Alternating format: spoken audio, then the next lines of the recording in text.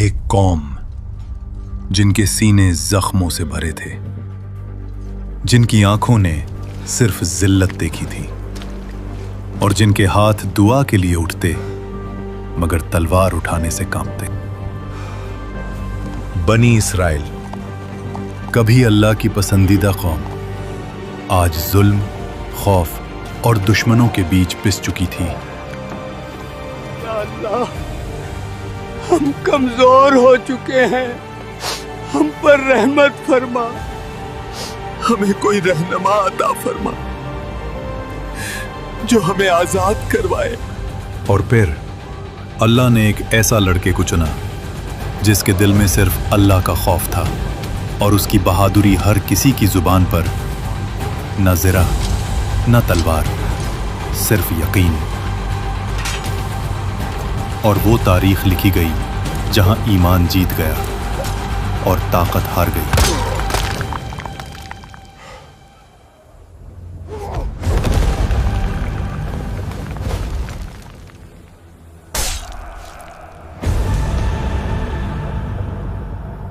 ये सिर्फ एक जंग नहीं, ये अल्लाह के फैसले का वाक़या है, जहां एक छोटे से लड़के ने मैदान जंग की तकदीर बदल दी। ये उस वक्त की बात है जब बनी इसराइल शाम और फिलिस्तीन के इलाकों में आबाद थे। कभी ये ज़मीन अंबिया के कदम चूमती थी, मगर अब इसी ज़मीन पर जुल्म का राज था। जालिम लोग कहते, उनके खुदा ने उन्हें नेमतें दें और ये गुमराह हो गए, अब ये सब हमारे गुलाम हैं। दुश्मन कबीले उनके शहरों पर हमले करते, उनके घर जला देते, उनके बेटों को कत्ल और औरतों को कैद कर लेते। कुरान कहता है उन्हें उनके घरों से निकाल दिया गया और उनके बेटों को कत्ल किया गया। हर शहर अपनी मर्जी से लड़ रहा था और हर जंग शिकस्त पर खत्म होती। बनी इसराइल के सरदार कहते, हमने अल्लाह की नाफरमानी की और अब हम अपनी ही जमीन पर गुलाम बन चुके हैं। दुश्मन हम पर हंस रहा है।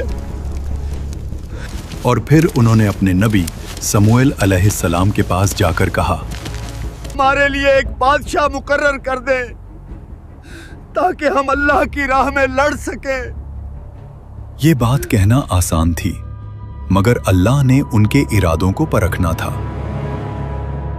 फिर अल्लाह का हुक्म आया, अल्लाह ने तुम पर तालूत को बादशाह मुकर्रर कर दिया है।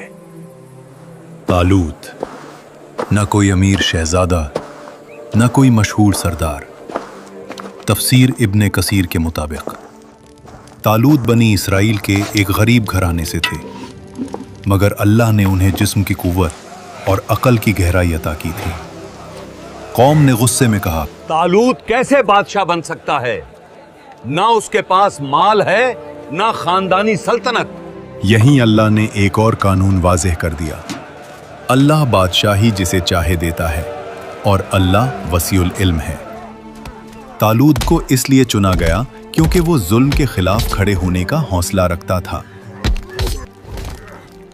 वो शहर शहर गए, बिखरी हुई कौम को जोड़ा और उन्हें याद दिलाया कि इज्जत तलवारों से नहीं, अल्लाह के हुक्म से मिलती है। हमारी ताकत हमारी वहदत में है। मगर ये सिर्फ शुरुआत थी, अभी इम्तिहान बाकी था। कहीं दूर इसी जमीन पर एक चरवाहा अल्लाह के लिए तैयार हो रहा था, हजरत दाऊद अलैहिस्सलाम। तफसीर इब्ने कसीर में एक वाक़या है। एक दिन जब सूरज ढल रहा था और जंगल खामोश हो रहा था, अचानक घास में हरकत हुई। एक शेर खून से भरी आंखों के साथ बकरियों पर झपटा और उसी लम्हे दाऊद अलैहिस्सलाम ने अल्लाह का नाम लिया और शेर के जबड़े पकड़ लिए। अल्लाह ने दाऊद अलैहिस्सलाम के हाथों में ऐसी कुव्वत रख दी कि शेर उनके काबू में आ गया। ना तलवार चली, ना खून बहा, सिर्फ अल्लाह का हुक्म चला।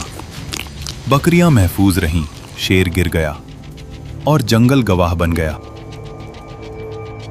और दूसरी तरफ तालूत ने फौज को जमा किया। ये वो लोग थे जो जुल्म से तंग आ चुके थे और अब बदला चाहते थे। मगर अल्लाह जंग से पहले दिलों को आजमाता है। रेगिस्तान के बीच दूर से पानी चमका। प्यास से सूखे होंठ और जले हुए गले अचानक जिंदा हो उठे। सिपाही एक दूसरे को देखने लगे। ये वही लम्हा था जहां तलवार नहीं, नफ्स इम्तिहान बन जाता है। एक सिपाही बोला, बादशाह, हम और आगे नहीं चल सकते। प्यास जान निकाल रही है। अल्लाह तुम्हारा इम्तिहान पानी से करेगा। जो ज्यादा पिएगा वो मेरा साथी नहीं होगा। सिर्फ एक हाथ भर की इजाजत है। लफ्ज सख्त थे, मगर प्यास उससे ज्यादा सख्त थी।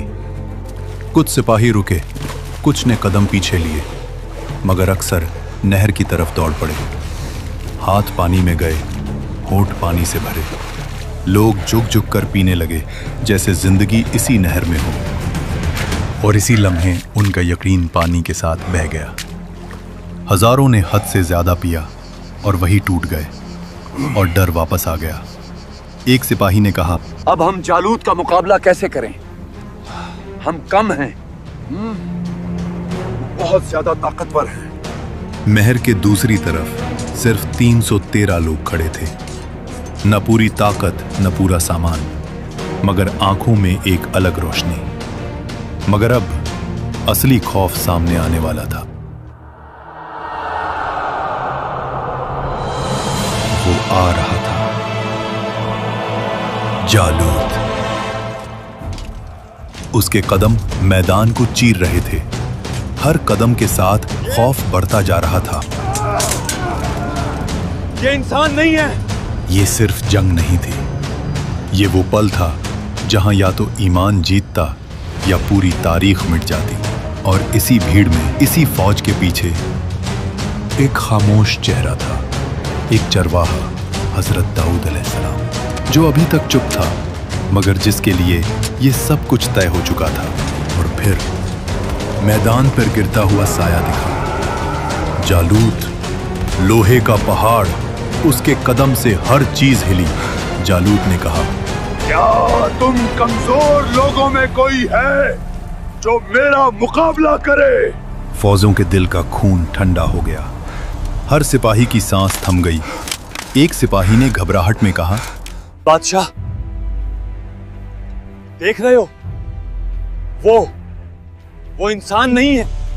और फिर तालूत ने फौज को संभाला। सबके दिल घबराए हुए थे। क्या तुम सब इसकी ताकत से डर रहे हो, या तुम्हारा अल्लाह पर ईमान कमजोर हो चुका है? मगर दूर से एक छोटा सा चेहरा चमक रहा था। हजरत दाऊद अलैहिस्सलाम। उनकी आवाज आई, मैं लड़ूंगा, सिर्फ अल्लाह के लिए। सिपाहियों ने बोला, ये बच्चा जालूत का सामना कैसे करेगा? तालूत ने अपनी ज़िरा पहनाई। दाऊद अलैहिस्सलाम ने कहा, मुझे इसकी जरूरत नहीं, मेरा अल्लाह मेरे साथ है। और वो चलते हुए मैदान जंग में पहुंच गए, अकेले। जालूत ने दाऊद अलैहिस्सलाम को देखा और सोचा, एक छोटा सा बच्चा।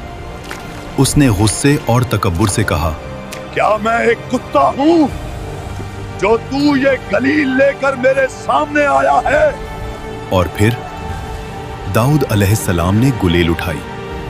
ना ज़िरा, ना तलवार, सिर्फ गुलेल और पत्थर। वो भागते हुए आगे बढ़े। फिजा थम गई, हवा रुक गई और पत्थर गुलेल में घूमता रहा। ये जंग ताकत का नहीं, यकीन का था। और फिर पत्थर गुलेल से निकलता है और सीधा जालूत के माथे पर लगता है। लोहे का पहाड़ और घुरूर का बादशाह एक पत्थर से जमीन पर गिर गया। सन्नाटा। मैदान में सिर्फ धूल और पत्थर की गूंज थी। तालूत की फौज का ईमान मजबूत हुआ और उन्होंने दुश्मन का मुकाबला किया। हजरत दाऊद अलैहिस्सलाम की बहादुरी से सब सिपाहियों को हिम्मत मिली। उस दिन उन 313 ने तारीख में अपना सफा जोड़ दिया। जालूत की फौज भाग निकलती है और दाऊद अलैहिस्सलाम, जो एक चरवाहे थे, जो सिर्फ अल्लाह पर यकीन रखते थे, आज बादशाह बन गया। बातिल की ताकत मिट गई। हक ने साबित कर दिया कि इज्जत और शऊर फौजों की तादाद से नहीं, अल्लाह की मदद से मिलती है। कुरान फरमाता है, उनके बादशाह की निशानी ये होगी कि तुम्हारे पास तबूते सकीना आ जाएगा, जिसे फरिश्ते उठाकर लाएंगे। तफसीर इब्ने कसीर में लिखा है, इस ताबूत में हजरत मूसा अलैहिस्सलाम और हजरत हारून अलैहिस्सलाम की निशानियां थीं। उस ताबूत में अल्लाह की किताब थी, ज़बूर, जिसके अल्फाज में खौफ भी था, रहमत भी और अल्लाह की कुर्बत भी। अल्लाह ने दिखा दिया कि जब बंदा अपने आप को छोटा करता है तो अल्लाह उसे बुलंद कर देता है। एक चरवाहा, एक नबी, एक बादशाह और एक मिसाल जो कयामत तक जिंदा रहेगी। ये पैगाम सिर्फ उस वक्त के लिए नहीं था, ये आज के लिए भी है।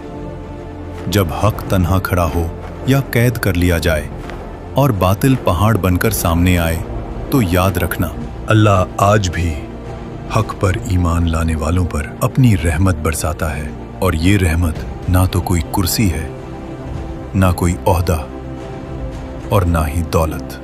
अगर आप भी आज हक पर ईमान रखते हैं तो कमेंट्स में अल्हम्दुलिल्लाह लिखें और अल्लाह का शुक्र अदा करें। लाइक और सब्सक्राइब करना मत भूलिएगा।